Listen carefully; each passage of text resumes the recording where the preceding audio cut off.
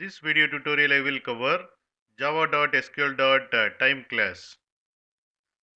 Superclass of java.sql.time class is java.util.date class.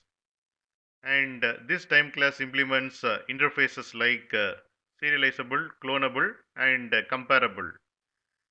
And instance of java.sql.time class, we can save it in the database. Here I have defined the class time demo.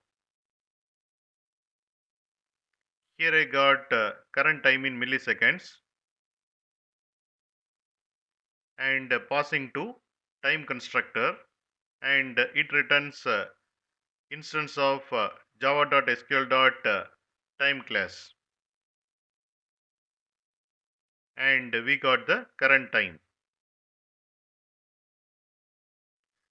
If you want to know more about java.sql.time class, then go through this Java documentation.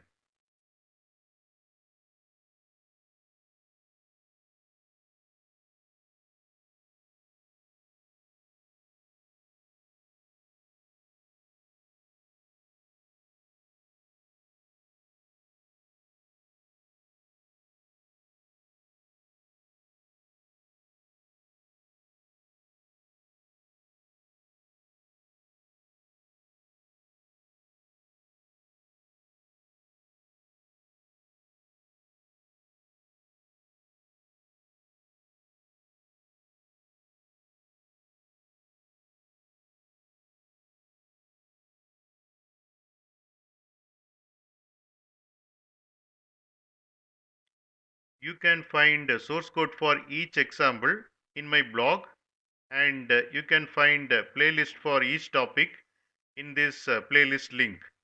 From this video description, you can get these links.